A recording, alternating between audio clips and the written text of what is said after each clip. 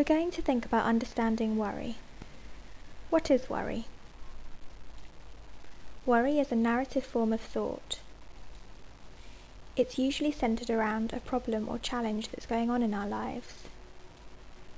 And so it can be an attempt to problem solve what's going on.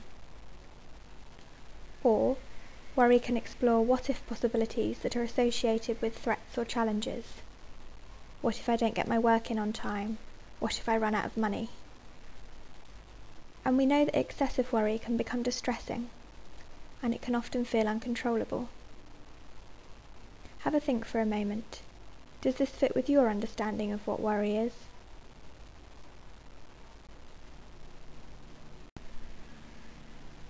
Thinking about stopping and starting worrying. Worrying is often an open-ended activity. There's no obvious or definite endpoint when we should stop worrying. And therefore, whether we continue or stop worrying requires us to make decisions. And these decisions are often made unconsciously, but they're determined by two things. They're determined by the decision rules that we use to decide what the aims of our worrying are, the goals for our worry if you like. And secondly, the information that we use to decide whether we've met those goals. So we're going to look at decision rules in a bit more detail now. There's two statements here. I must worry until I've resolved every possible aspect of the problem. And I will worry only until I don't feel like worrying anymore. Most people will use one or other of these rules, but we're not always aware that we're doing this. Have a look at those two rules. Which one do you think you use when you're worrying? Do you worry until you think you've resolved every possible aspect of a problem? Or do you worry until you don't feel like worrying anymore? So now we're going to think about the second part of how we decide when to stop worrying. Have I achieved my worry goal? So how do you decide whether you've worried enough? Well, it's going to depend in part on which decision rule you use. So were you using, I must worry until I've resolved every possible aspect of the problem, or I will worry only until I don't feel like worrying anymore? What information might you use to assess these decision rules? Have a think. How would you know whether you'd resolved every possible aspect of a problem? Or how would you know if you didn't feel like worrying anymore? What we know about worriers is that most worriers use the following decision rule. I must worry until I've resolved every possible aspect of the problem. But there's rarely any objective evidence to help worriers to decide whether they have resolved every possible aspect of a problem. So instead of using objective evidence, worriers might use their current mood. And this is known as the mood as input model of worry.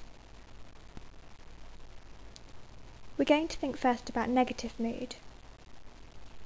So we're using this rule, I must worry until I've resolved every possible aspect of the problem. What would a negative mood tell you about whether you'd met that goal? A negative mood implies that you have not achieved this goal and you should continue to worry. And this is because a negative mood implies doubt, it implies uncertainty, and it can indicate that there's potential threat. Can you think of some negative moods?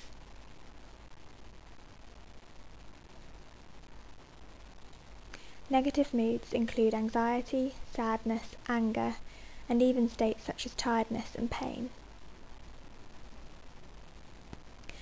Let's have a think now about a positive mood. So, we're using the rule, I must worry until I've resolved every possible aspect of the problem. What would being in a positive mood tell you about whether you had resolved every possible aspect of the problem? A positive mood would imply that you have achieved this goal and that you should stop worrying. And this is because positive moods imply certainty, contentment, and achievement. Can you think of some examples of some positive moods?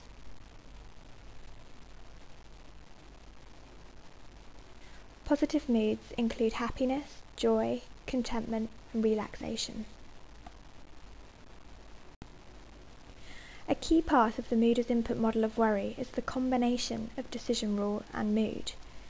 So people who worry a lot tend to, first of all, use "I must worry until I've resolved every possible aspect of the problem" as their decision rule. And they also tend to be in a more negative mood when they worry. And this particular combination, trying to resolve every possible aspect of a problem and being in a negative mood, leads the individual to persevere, or keep going with their worry rather than stop. And this combination can be seen in this diagram. So, on the left-hand side, in the box with the word worrying, we have got some examples of common student worries, so money, exams, deadlines, relationships. And then in the diamond in the middle, we have got someone's decision rule. And their decision rule is, "I must continue to think about this until I have resolved the problem. Do I feel that I've resolved the problem?"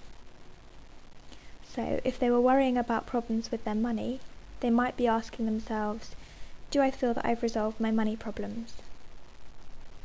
At the top of the diamond shape, we can see what happens if someone is in a negative mood. A negative mood would suggest, "No, I don't feel that I've resolved it, so I should keep thinking about it." And when we're thinking about our money problems, this is likely to make us keep worrying. We then come back to the box on the left. But our decision rule is forcing us to consider whether we've resolved the problem. And because we're in a negative mood, we don't feel like we have resolved it, so we keep worrying. And we get caught in this kind of vicious cycle.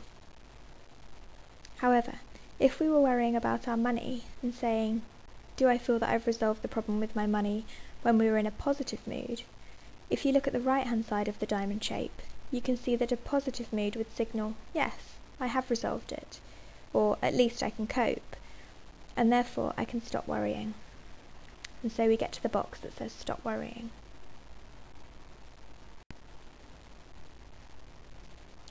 So, worriers tend to be unaware of the decision rule that they're implicitly using.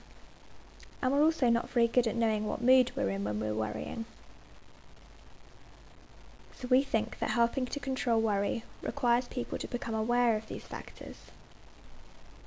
Over the next week, you will be keeping a worry diary to help you identify these processes.